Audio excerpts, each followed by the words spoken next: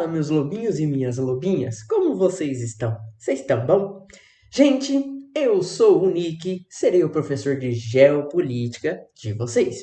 Eu fui convidado pela nossa maravilhosa, queridíssima professora de Bio 1, a Gleice, a participar desse projeto maravilhoso. E galera, me apresentando bem brevemente, bem rapidinho, para vocês me conhecerem um pouquinho mais. Como eu já disse, eu me chamo Nick, eu sou aluno lá da Unesp Franca, eu sou estudante de Direito e já desde 2018 eu participo do cursinho seu lá da Unesp Franca, onde eu ministro aulas de geopolítica. Então, agora vocês vão começar a conhecer esse mundo incrível, maravilhoso, tenso e conflituoso da geopolítica comigo, tudo bem? E, gente, para nossa primeira aula, nós temos que falar sobre o basicão da geografia. O que é geografia? Para que ela serve? O que é a geopolítica? E, de novo, para que ela serve também? A geografia, ela ainda é importante para a gente hoje em dia, em pleno século XXI? É isso que a gente vai tentar desenvolver ao longo do nosso curso, tudo bem? E, antes de mais nada, o que é geografia? Geografia é o estudo do ambiente, do espaço, do local, com a relação humana. Ou seja, se a gente tem um espaço geográfico, e aí espaço geográfico, gente, é um local, é aonde estamos. É a nossa rua, a nossa casa, o nosso bairro, a nossa cidade, o nosso estado, o nosso país. Ou seja, a geografia vai estudar esse espaço e as relações humanas. E, de novo, trazendo para a nossa realidade. É como se eu fosse estudar a relação humana na minha casa. Então, aqui vivem eu, meu pai, minha mãe, meu irmão e minha cachorrinha. Então, aí nós temos uma população. Qual que é o espaço? A casa. Quem são as pessoas que vivem nela? Essa população. Eu, meu irmão, meus pais, minha cachorra. Tudo bem? Isso que é a geografia. A geografia, ela vai estudar a interação humana com o espaço. Tudo bem? E a gente não pode deixar de perguntar: mas afinal, qual que é a importância da geografia? A geografia ela é ainda importante no século XXI? Com avião, trem-bala, meios de comunicação imediata, a geografia ainda é importante? Será que o humano já não venceu o espaço? Já fomos à Lua? Já estamos conseguindo quase ir para Marte? Então, a geografia ainda é importante? Sim, galera, a geografia é muito importante. Toda a nossa vida se desenvolve num local, num espaço. Então, nossas relações humanas, as mais pacíficas, as mais conflituosas, se dão em um espaço. E a geografia vai estudar justamente isso. E aí, dando exemplos, a geografia foi importante para a humanidade, para os humanos desbravarem o próprio planeta Terra. Vamos imaginar, por exemplo, as grandes navegações. Até então, o humano, a humanidade, a civilização, estava preso naquele mundinho, no mundo antigo, no mundo velho. A Europa, a Ásia, a África. Com o desenvolvimento das caravelas, com o desenvolvimento da vela de grandes barcos, os europeus conseguem sair da Europa e chegam até as Américas. E aí se desenvolve toda uma outra relação, a colonização, a industrialização, mas no futuro, tudo bem? Então, a geografia é importante para dar meios para a humanidade explorar o local onde ela vive. Se a gente for pensar, já teve um momento da nossa história onde a gente não conseguia se locomover a grandes distâncias. E vejam só hoje, a gente consegue sair do nosso planeta Terra. Já conseguimos explorar a Lua, estamos prestes a explorar Marte, que vai ser a grande viagem espacial do século XXI. Então, a geografia é importante, além de estudar a relação humana com o seu espaço, para dar ferramentas para a humanidade justamente descobrir esse espaço, se utilizar dele, construir nele, viver nele, tudo bem? E ainda, no nosso exemplo, falando das grandes navegações, vejam como isso muda o mundo de diversas formas. Você tem um contato de novos povos, novas etnias, novas culturas. Você tinha a igreja católica lá na Europa e você vai conhecer os maias, os astecas, os tupis, os guaranis, outra cultura, outras línguas, outras religiões, outros alimentos. Vejam só que coisa louca. A batata, aquela batata frita que a gente sempre gosta de comer. A batata é um alimento, é um tubérculo originário das Américas.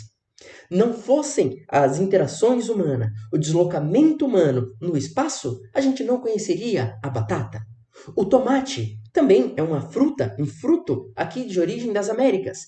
E vejam só, as grandes navegações levam esse tomate para a Europa e o tomate vai ficar mundialmente conhecido por causa dos italianos, por causa do molho de tomate. Mas ainda nesse nosso exemplo culinário, alimentício, bem bobinho, só para a gente conseguir entender como a geografia é importante e ela perpassa todos os aspectos da vida humana. O macarrão. O macarrão, originalmente, é uma invenção da China. Quando a gente tem os europeus saindo dali, saindo do seu território, do seu espaço, explorando o mundo ao seu redor, eles descobrem o macarrão. Por exemplo, Marco Polo, um explorador italiano, vai falar sobre o macarrão. E aí, de novo, o macarrão vai ficar mundialmente conhecido por causa, por exemplo, dos italianos. Então vejam, numa coisa bem basiquinha, bem bobinha, de como a geografia é importante. A batata, um tubérculo das Américas, que sai da América, vai para a Europa e conquista o mundo. O macarrão, um alimento, quase que uma iguaria chinesa, sai da China, vai para a Europa e conhece o mundo, tudo bem? A geografia é justamente isso, as interações humanas, o que o humano faz em um determinado espaço, tudo bem? E é claro, nem sempre essas interações vão ser pacíficas. Daí a importância da gente conhecer a geografia, a sua relevância. Tudo bem? Ainda, só para a gente finalizar essa nossa primeira etapa, vamos pensar no IBGE, o Instituto Brasileiro de Geografia e Estatística. O que o IBGE faz? Ele estuda a população brasileira. E qual que é a importância disso? O que isso tem a ver com geografia? Ora só, o IBGE vai, por exemplo, fazer uma pesquisa censitária no estado de São Paulo e vai falar: ok, o estado de São Paulo é o estado mais rico da nação brasileira. Por quê? Porque eles pesquisaram, eles viram os dados, viram o que se produz no estado de São Paulo, quais são as fábricas, quais são os alimentos, quantas pessoas vivem lá, quantas pessoas são idosas, quantas são crianças, quantas são trabalhadores. O que acontece nesse estado? A geografia também tem esse poder de descrever o que acontece. O IBGE é um bom exemplo. Ele vai dar a nossa faixa etária, ou seja, quantos por cento da população brasileira é idosa, formada por vovôs e vovós? Quantos deles são adultos? Quantos são crianças? Qual que é a taxa de nascimento? Quantos filhos as mulheres brasileiras hoje têm? Então, essa é a importância da geografia. Ela estuda diversos campos, diversas áreas. Ainda se a gente for além, a geografia ela pode estudar o meio natural. Então você pode ir para o meio do Mato Grosso, para o meio de Goiás e estudar o Cerrado. Falar o que tem nessa região, como que é a população que vive aqui, a população humana, a população animal, a fauna, a flora, tudo bem? É essa a importância da geografia. Descrever o espaço. Quando descreve o espaço, essas informações são utilizadas por nós, humanos, tudo bem? E com isso a gente consegue desenvolver uma série de atividades. Se você sabe que num determinado local você tem uma população muito jovem, você vai desenvolver atividade para essa população jovem. E assim por diante, ok? E aí, geografia é tudo igual? Já nesse nosso papo aqui inicial, acho que vocês conseguiram perceber que a geografia ela tem campos, elas têm categorias, ela tem subdivisões. E a geografia ela tem 4 subdivisões, 4 grandes campos. A geografia física, a geografia humana, a geografia política ou geopolítica e a geografia crítica. E vamos dar uma analisada nelas bem rapidamente para a gente entender o que é cada uma. A geografia física, ela estuda o meio biótico e abiótico. O que isso significa, Nick? Que a geografia física estuda o meio vivo e não vivo. É aquela geografia clássica que a gente está acostumada. Relevo, montanha, rios e seus afluentes. É o que estuda a fauna, a flora. Então a gente pode falar que o litoral brasileiro tem uma fauna, tem uma flora, tem um bioma conhecido como Mata Atlântica. A geografia física é uma das áreas da ciência que vai ser responsável por estudar esse bioma. Quais que são as árvores que se dão na Mata Atlântica? E por quê? Por causa daquele tipo de terreno, por causa daquele tipo de solo. Ah, quais animais que tem nos Pampas Gaúchos, lá no sul do Brasil? Ah, os animais que tem ali são tais por causa da geografia. Então a geografia física, ela literalmente descreve o ambiente. Vai descrever a bacia amazônica, o Rio Negro, o Rio Solimões, tudo bem? E aí a gente também tem a geografia humana. E aí vai tratar justamente daquele exemplo anterior nosso, o IBGE. Vai falar sobre demografia, ou seja, a população que vive em um determinado local. A gente pode falar da demografia do estado de São Paulo. O que isso significa? Quais são as pessoas que vivem no estado de São Paulo? Elas são idosas? Elas são jovens? Elas são jovens adultos? São crianças? O que que elas fazem? Onde elas trabalham? Elas trabalham no campo? Elas trabalham em fábrica? Elas trabalham com serviços? Elas trabalham em restaurante? É isso que a geografia humana vai estudar.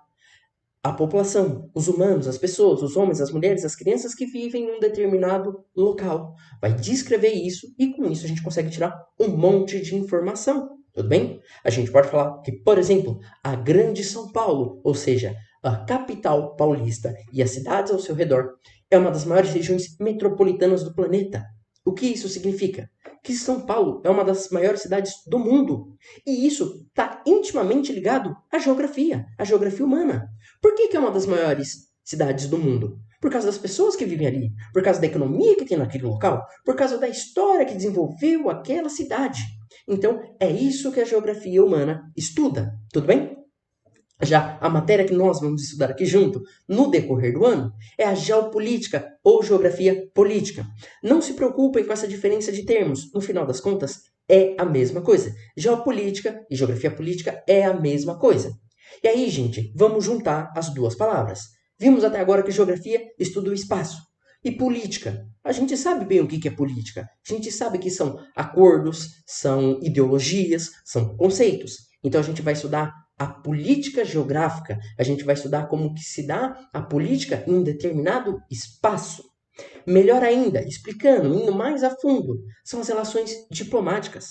É a relação de um país com o outro, tudo bem? A geopolítica vai estudar como os países se relacionam um com o outro. Como que os países se projetam no mundo. Como que é a geopolítica do Brasil, por exemplo. Nós somos conhecidos por ser um país pacífico, amigável. Então, essa é a nossa geopolítica. Se a gente for pensar na Rússia. A Rússia tem aquela coisa séria, severa, militar. Então, essa é a geopolítica deles. Eles são mais expansionistas, mais bélicos, mais militares. Tudo bem? Se a gente for pensar na geopolítica francesa, a gente tem toda a cultura francesa, a gente tem a Torre Eiffel, a gente tem o Louvre. Então a gente está falando de cultura. Então, como que vai se dar a relação francesa com o resto do mundo? Através da cultura. A gente pode falar, por exemplo, dos Estados Unidos, que é a maior potência do mundo, tanto econômica como militar. Como que é a geopolítica americana? Muito complexa. Às vezes ela se dá pela força bruta, pela força militar, pela força das armas. Às vezes se dá pela força econômica. Por quê? A gente está falando da maior economia do planeta Terra, o maior PIB, a maior riqueza, tudo bem? As maiores empresas, ok? Isso é a geopolítica. No final das contas, geopolítica é o grande xadrez global. É esse grande jogo. Como os países se relacionam um com o outro.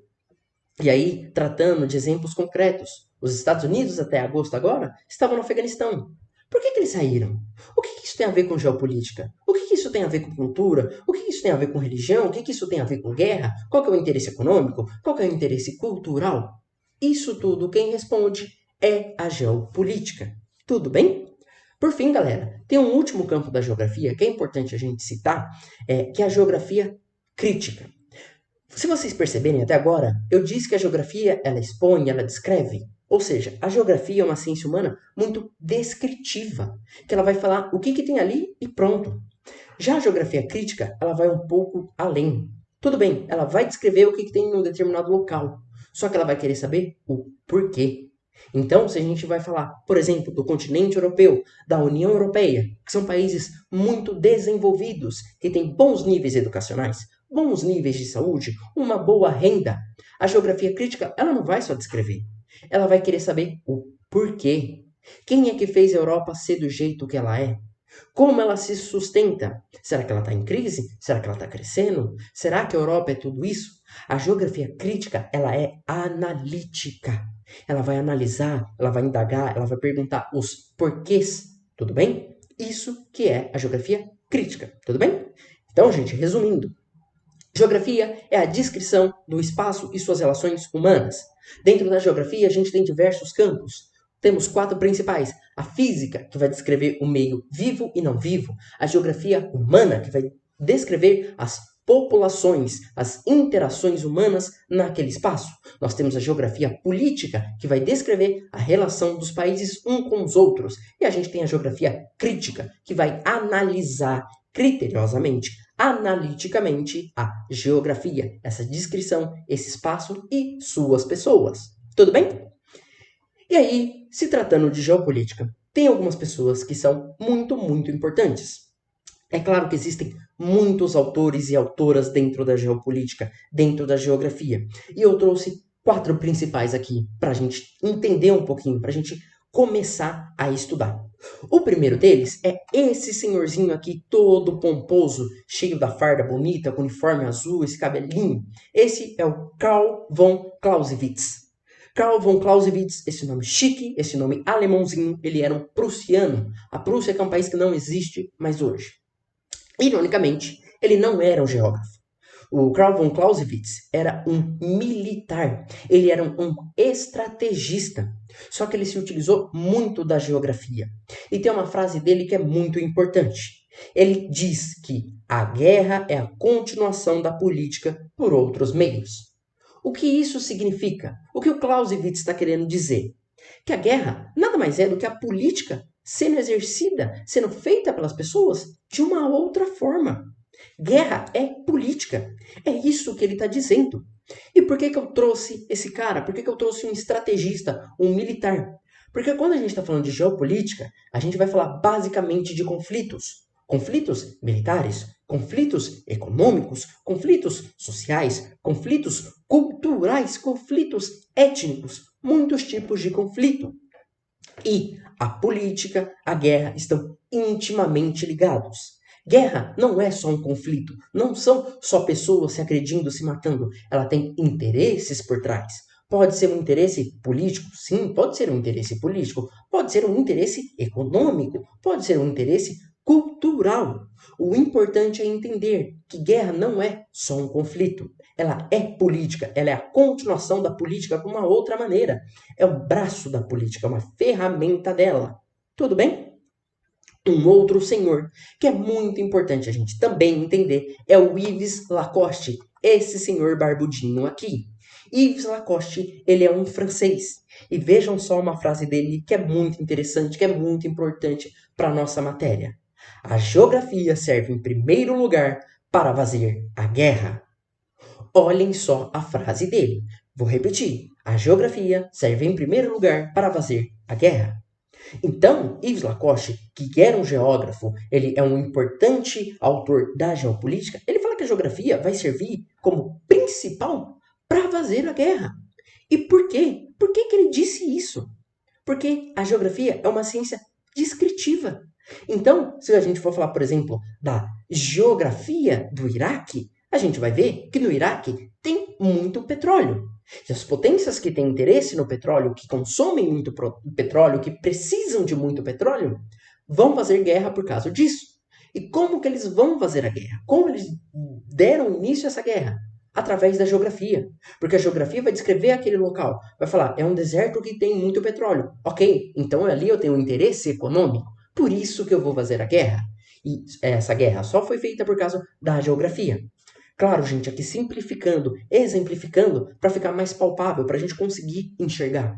Por isso que ele fala que a geografia serve para fazer a guerra.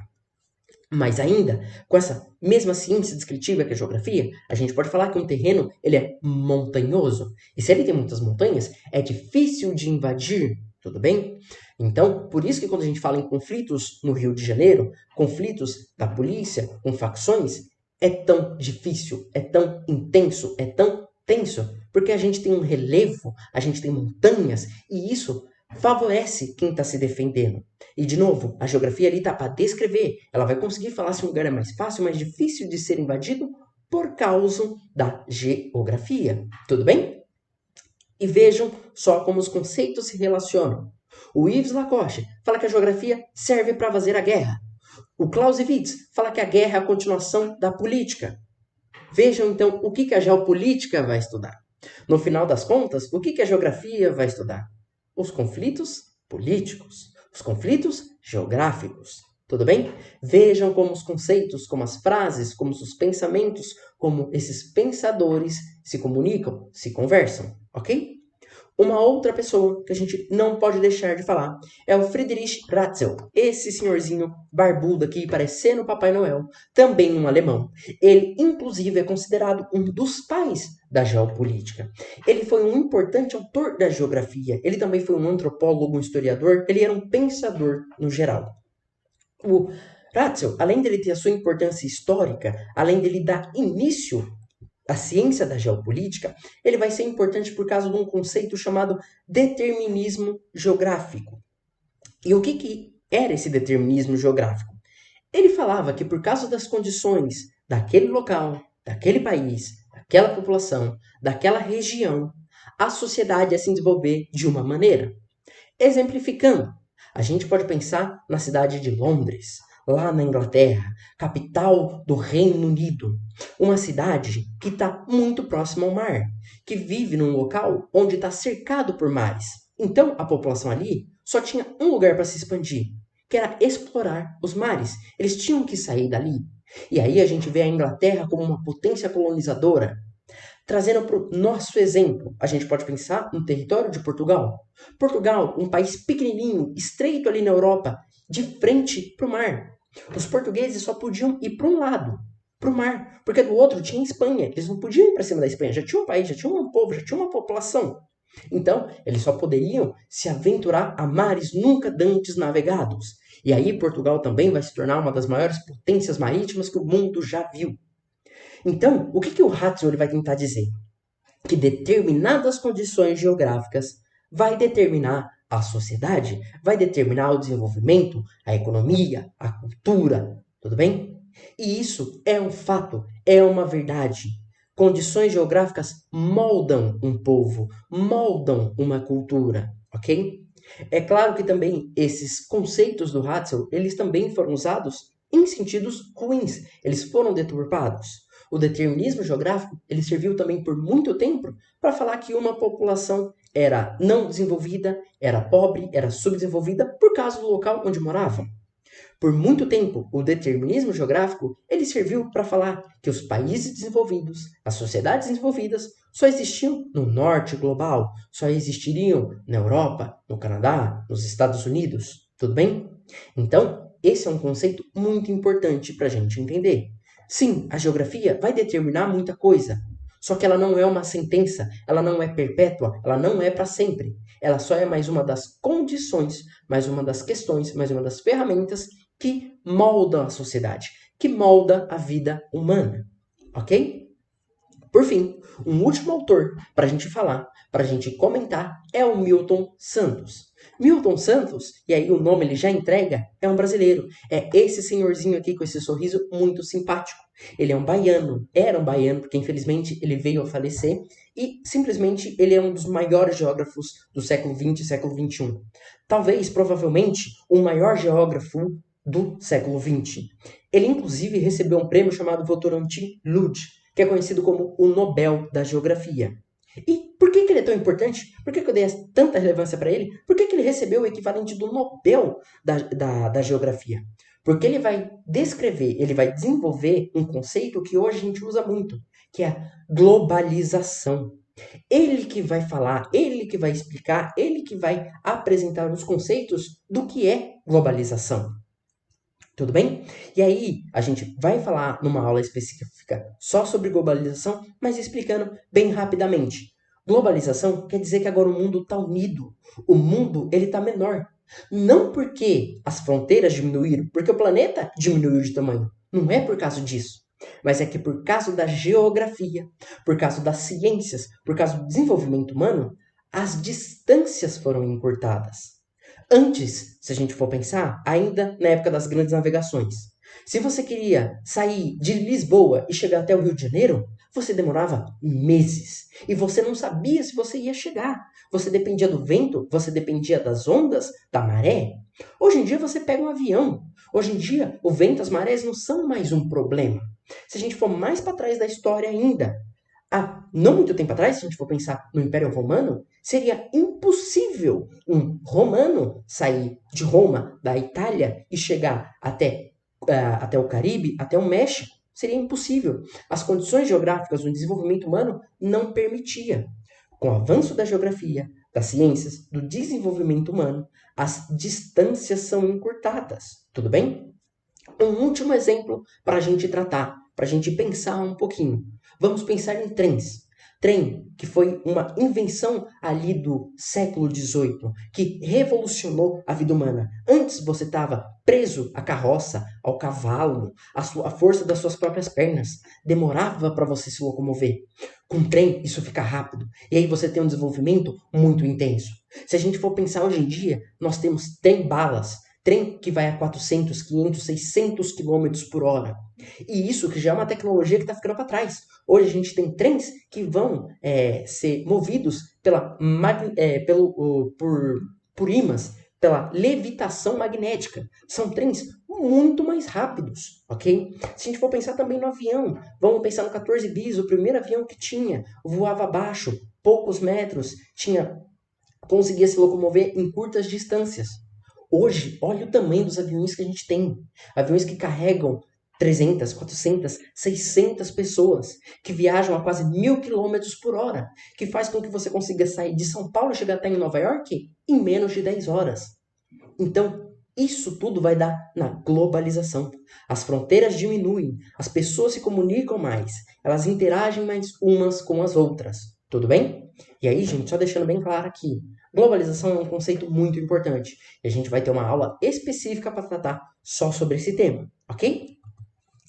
E aí a gente vai ter que tratar de alguns conceitos muito básicos da geografia, mas que são essenciais para a geopolítica, tudo bem? Sem esses conceitos a gente não vai conseguir avançar nas nossas aulas, a gente não vai conseguir avançar no nosso conhecimento geopolítico, ok? E o primeiro deles é o conceito de Estado. E Estado, galera, nada mais é do que um país e a sua governança, a sua administração. É o Brasil. O Brasil é um estado. Por quê? Porque tem território, ou seja, tem um espaço geográfico, tem uma administração, a gente tem um governo estadual, municipal, federal, a gente tem uma economia, a gente tem uma população, tudo bem? Então, estado é só a gente pensar no estado brasileiro, aonde a gente vive, ok? E aí é importante também a gente pegar o conceito de Estado para a ONU, para a Organização das Nações Unidas. Estado é uma população permanente em um território definido, com um governo soberano e a capacidade de entrar em relação com outros países. Então, vamos lá, um pouquinho com calma. São muitas coisas que eu disse. Então, a primeira questão: população permanente. É um povo, são pessoas, ou seja, existem pessoas vivendo, morando, se relacionando em um determinado território. Então a gente pode falar da população mineira, da população capixaba, do Espírito Santo, a gente pode falar da população amazonense, matogrossense, tudo bem? E vejam só como eu também determino o território deles. População mineira, porque vive nas Minas Gerais, uai. População goiana, que vive no Goiás e que come pequi, ok? E que tem um governo soberano. O que é um governo soberano? É um governo que manda em si próprio, que fala, não, as regras aqui, nesse local, nesse território, são tal e tal e tal. Tudo bem? Então o Brasil, ele tem um governo soberano. Por quê? A gente tem regras específicas. Quem manda aqui é o governo brasileiro, representado pelos seus políticos. Então a gente tem regras específicas. E o último conceito, a capacidade de entrar em relação com outros países. Ou seja, a gente se relaciona com outros países, a gente não está sozinho no mundo. E essas relações podem ser pacíficas ou conflituosas. Então vamos pensar numa relação do Brasil com outro país. A gente pode falar da relação que o Brasil tem com o Mercosul. São relações econômicas, tudo bem? Então o Brasil se relaciona com a Argentina, com o Uruguai, com o Paraguai, do ponto de vista econômico, ok? A gente pode pensar na relação que você tem entre a Rússia e a Ucrânia, que é uma relação conflituosa, é uma relação tensa. Mais ainda, a gente pode pensar na relação dos Estados Unidos com o México, que tem uma série de problemas por causa de cartéis de droga, que tem problemas com a imigração, tudo bem? Então, quando a gente está falando de relação com outros países, é isso. São relações econômicas, são relações militares, são relações políticas, culturais, econômicas. A gente pode ter uma relação cultural. É só a gente pensar no caso do Brasil e Portugal. Qual é a relação cultural que a gente tem? É a relação da gente ter sido colonizado por eles, falar português. Então, muito dos costumes, das ideias, dos conceitos que a gente tem, vem dos portugueses. Então, quando a gente fala em relação com outros países, pode ser muitas coisas, tanto positivas como negativas, ok? Ainda, e aí explicando ainda melhor esses conceitos, o que é um país?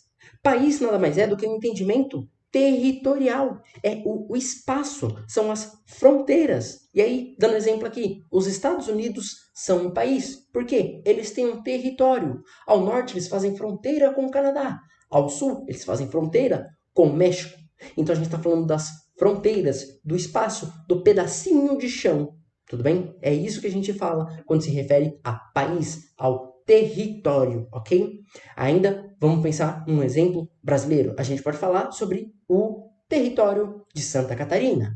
Faz fronteira com o Rio Grande do Sul, ao sul. Faz fronteira com o Paraná, ao norte. Tudo bem? Ali é o território catarinense, ok? Então, quando a gente fala país, a gente está falando muito em território. Além do mais, a gente também tem governo. E governo nada mais é do que a administração de um território. E aí você já consegue imaginar que o governo ele pode se dar de diversas maneiras.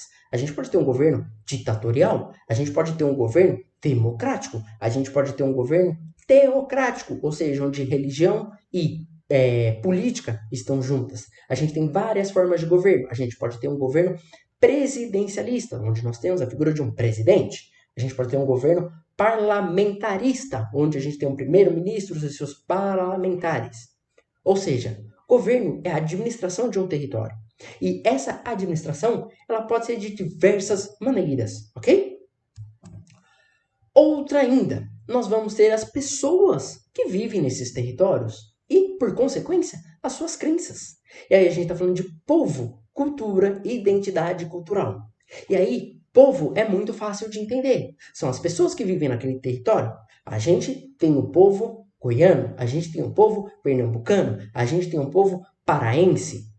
São vários povos, são vários estados, mas todos eles são brasileiros. Por que todos são brasileiros? Apesar de a gente ter o mineiro, o paulista, o carioca, o gaúcho, todos eles compartilham alguma coisa, que é a cultura.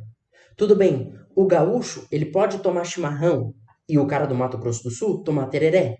Só que ambos comem arroz e feijão, comem farinha, falam português, têm uma cultura semelhante. Eles se identificam culturalmente. Por mais que você esteja distante, eu aqui em São Paulo, outras pessoas no Pará, no norte do Brasil, que comem tucupi com tacacá, a gente ainda fala a mesma língua, o português. A gente teve o mesmo processo histórico, ou seja, a gente se identifica culturalmente, tudo bem? E aí, cultura, acho que dá para perceber que é tudo que uma comunidade, tudo que um povo desenvolve. As suas crenças, as suas religiões, os seus pratos típicos, a sua culinária, a sua vestimenta, as suas danças, tudo bem? Então, quando a gente está falando de cultura brasileira, a gente pode falar da cultura musical, do samba, do axé, do pagode, do funk, do rock, tudo bem? Então, são esses conceitos. E por que povo, cultura e identidade cultural é importante? Porque muitos conflitos da geopolítica estão relacionados com isso. Quando um povo que vive no mesmo território não se identifica um com o outro. E aí, vamos para um exemplo bem clássico. Se a gente for falar do Oriente Médio, ali da região de Israel e Palestina, tudo bem? São pessoas que estão no mesmo território. Só que elas não têm a mesma identidade cultural. Elas não têm a mesma cultura. Um é judeu, o outro é muçulmano. Um fala hebraico, o outro fala árabe. São culturas diferentes, tudo bem? Se a gente for também pensar no caso espanhol, ou seja, lá na Espanha, você tem um conflito cultural, você tem um conflito de identidade cultural. É só a gente pensar nos espanhóis, que falam catalão, que falam espanhol, e o pessoal que vive na região basca, o pessoal ali de Barcelona, é um outro povo. Lá na região de Barcelona, na região do País Basco, eles falam outra língua. Não é o espanhol, é o idioma basco, é o idioma catalão, tudo bem? Então você já tem uma diferença, uma divergência cultural, que fazem um e outro não se reconhecerem. E por não ter esse reconhecimento e estarem no mesmo território, isso gera muitos conflitos. Então, muito do que a gente vai estudar em geopolítica vai estar relacionado com isso. Um povo, uma cultura e a sua identidade cultural, ou não, tudo bem? Indo mais ainda, nós temos o conceito de nação. E quando a gente está falando de nação, é tudo aquilo que a gente já falou antes. É território, é país, é governo e é cultura. Quando a gente fala de nação, é o entendimento cultural de um país, de uma região. Por isso que a gente tem o termo nações indígenas. Por quê? É um povo em um determinado território com uma determinada cultura.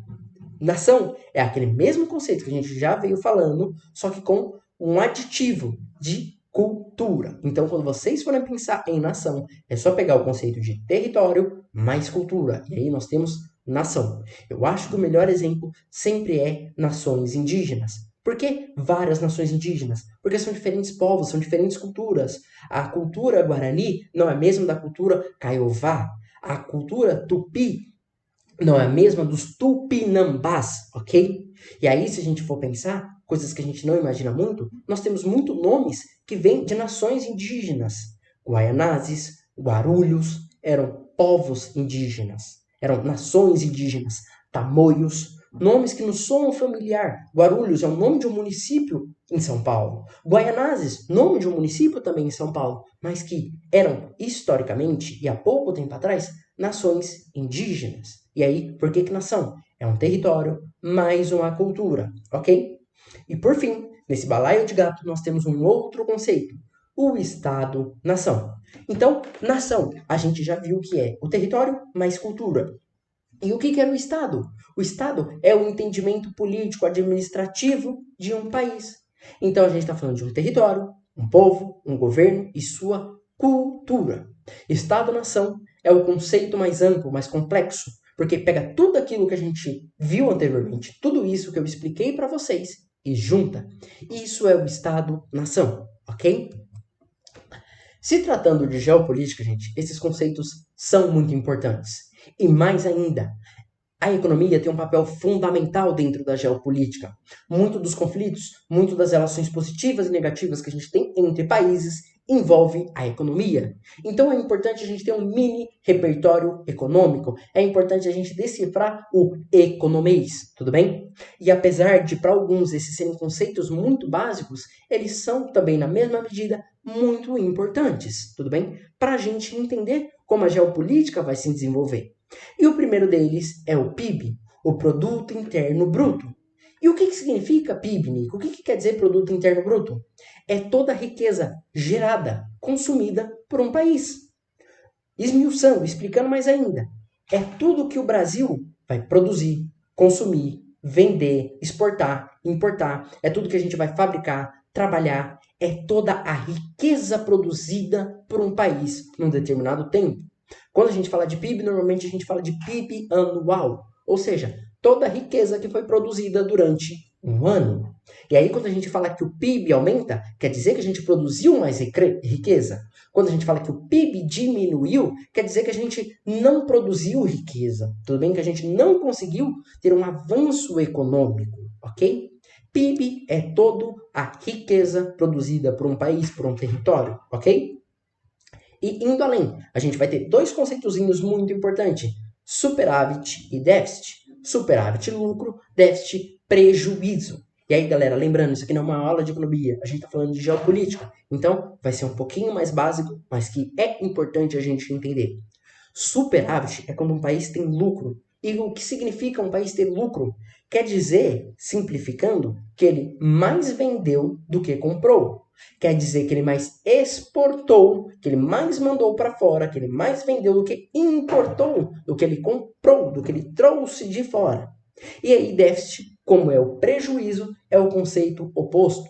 Então, quer dizer que quando um país comprou mais do que vendeu, que ele importou, que ele trouxe de fora mais do que ele exportou, do que ele vendeu, do que ele mandou para fora. Tudo bem? Em resumo, superávit, lucro, déficit, prejuízo. Ok? E se tratando de economia, a gente tem que falar dos setores econômicos e a sua importância. E aí nós temos três setores. O setor primário, que é a exploração dos recursos naturais. Então a gente está falando da mineração, da agricultura, da pecuária. Isso é o básico da economia, são as matérias-primas. E a matéria-prima, ela está na base. Se você não tem uma agricultura, se você não tem um campo de algodão, você não tem uma fábrica têxtil, você não tem uma fábrica que produz roupas, tudo bem? Então o setor primário é aquele setor mais básico, que ele vai extrair os recursos para posteriormente transformar ele, ok? E aí, normalmente os países que têm um setor primário muito importante, que são muito significativos na economia, são países pobres ou não desenvolvidos, tudo bem? Logo em seguida, nós temos o setor secundário, que é o setor da transformação dessas mesmas matérias-primas. Então, ainda dando aquele exemplo, a gente tem o algodão. Esse algodão vai ser transformado em roupa, tudo bem? O setor responsável por transformar o algodão em roupa é o setor secundário. Ele vai fazer a transformação da matéria-prima. A gente tem a mineração, a extração do ferro, do carvão, da bauxita, que vai virar alumínio, vai virar aço e vai virar um chassi de carro. Então, o setor secundário são fábricas, é o setor que vai transformar as matérias-primas. E aí, normalmente, os países que têm um setor secundário desenvolvido, que tem muita indústria, são países ricos ou desenvolvidos. Tudo bem? E, por fim, a gente tem o setor terciário, que é o setor que presta serviço, que ele vai fazer alguma coisa. Então, para a gente ter esse carro, a gente precisa de alguém que venda ele. Então a gente precisa de uma concessionária, de um vendedor. Então vejam como a economia é um setor interligado. É a extração do ferro, que vira aço, que vira carro, que vai para a mão, que vai para a concessionária, que vai para a mão do vendedor, que vem para a mão do cliente. Essa última etapa da economia é o setor de serviços, tudo bem? É alguém que vai realizar um serviço para você. E quando eu digo serviço, é bem amplo, é geral. Eu falei de um vendedor, posso falar de um professor, de um pedreiro, de uma diarista, do advogado, do médico. São esses serviços que a gente precisa, que a gente necessita para a nossa sociedade se desenvolver, para ela avançar, tudo bem? E normalmente os países que têm um setor terciário bem desenvolvido, que são importantes para a economia, são países, na mesma medida, ricos, mas que têm uma população urbana muito grande, uma população urbana muito desenvolvida, ok? E aí a gente pode pensar num exemplo clássico, que são os Estados Unidos, que tem um setor terciário muito bem desenvolvido, ok? Você tem grandes centros urbanos, nós temos Nova York, nós temos Los Angeles, nós temos Chicago, a gente tem várias grandes cidades. A gente pode pensar no Japão, a gente tem Tóquio, Osaka, Hokkaido, são grandes cidades, uma população urbana muito grande e, na mesma medida, muitos serviços, muitas pessoas. Então, ainda pensando em serviço, a gente pode pensar na Sony, uma empresa que vende televisor, mas que na mesma medida vende serviços. A gente pode pensar na Nintendo, uma empresa de jogos, de videogame, que vende o quê? Serviços, que vende um serviço para a população urbana. Tudo bem? E aí, galera, chegando nos nossos finalmente do nossa primeira aula, do nosso basicão da geografia, e que é muito importante para a gente avançar na geopolítica, a gente tem indicadores socioeconômicos. E o primeiro deles, talvez o mais importante, o que a gente mais ouça falar, a gente tem o famoso IDH, Índice de Desenvolvimento Humano. O Índice de Desenvolvimento Humano é bem isso que ele se diz. Ele vai medir o quão uma pessoa é desenvolvida, o quão uma população, um grupo, um estado, uma cidade, um país é desenvolvido. E como que ele mede esse desenvolvimento? Com base na expectativa de vida. Então, o quanto você vai viver? Qual é a expectativa de vida do Brasil? É 70, 72 anos, 80 anos? É isso, a expectativa de vida. Uma outra coisa que ele usa para medir esse desenvolvimento humano, a educação. Quanto tempo aquela população passa na escola, passa pelo ensino formal. Então, quanto tempo a população brasileira fica na escola? A gente faz o ensino básico, a gente passa pelo ensino fundamental, pelo ensino médio, pela faculdade. É o tempo que uma população passa, em média, no banco de escola. Tudo bem? E o outro indicador que eles usam para ter esse desenvolvimento humano é a renda, é o PIB per capita. É toda a riqueza produzida no país dividido pelas pessoas. tudo bem? Então, toda a riqueza que foi produzida pelo Brasil, dividida pelos mais de 210 milhões de brasileiros, dá o PIB per capita, tudo bem? E esse PIB per capita é a renda, e isso é também utilizado para medir o desenvolvimento humano. Quanto maior o PIB per capita, ou seja, quanto maior a renda, quanto mais dinheiro uma população tem, em média o seu desenvolvimento humano é maior. Assim como maior a sua expectativa de vida, vai ter um desenvolvimento humano maior. Assim como mais tempo que ela passa dentro da escola, vai ter um desenvolvimento maior, vai ter um desenvolvimento humano muito alto. E aí, de novo, vamos exemplificar. Vamos pegar, por exemplo, a sociedade japonesa. E aí, quando a gente pensa no Japão, a gente pode pensar em, nossa, muita tecnologia, muito desenvolvimento. Isso significa que eles têm muito conhecimento. Mas ainda, quando a gente pensa em Japão, a gente pensa numa das populações mais idosas do planeta Terra. Ou seja, a gente pensa numa expectativa de vida muito longeva, que vai muito longe. A gente está falando de vovôs e vovós, tudo bem? A gente também fala de uma renda per capita. Quando a gente pensa no japonês, a gente pensa numa sociedade rica que tem acesso aos bens de consumo. Por isso o Japão tem um IDH tão alto. Na mesma medida, quando a gente vai pensar em países que têm um índice de desenvolvimento humano baixo, quer dizer que essas pessoas passam pouco tempo na escola, que elas têm uma expectativa de vida baixa, ou seja, que infelizmente elas morrem cedo e que elas não têm uma renda alta. Tudo bem? E o IDH, ele inclusive, ele pode variar dentro de um mesmo país. Estados brasileiros diferentes têm IDHs diferentes. A gente pode pensar, por exemplo, no Distrito Federal, que tem o maior IDH do Brasil. E a gente pode pensar, por exemplo, no Maranhão, que tem um dos piores IDHs do Brasil. Então, veja a diferença dentro de um mesmo país. Mais ainda, se a gente for pensar em São Paulo, capital, e aqui a gente tem uma foto clássica que ilustra muito bem. De um lado nós temos o bairro do Morumbi e do lado nós temos o bairro de Paraisópolis. É a mesma cidade, é o mesmo povo, uma mesma cultura e um desenvolvimento humano completamente diferente. Para vocês terem noção, dentro de São Paulo, nós temos o bairro de Moema, um bairro de alto padrão em São Paulo. O IDH de Moema é maior do que o IDH da Noruega. E nós também temos um bairro chamado Marcilac, no extremo sul de São Paulo, um dos lugares que tem o menor índice de desenvolvimento humano de São Paulo, que tem o IDH equivalente à Mongólia, à Líbia.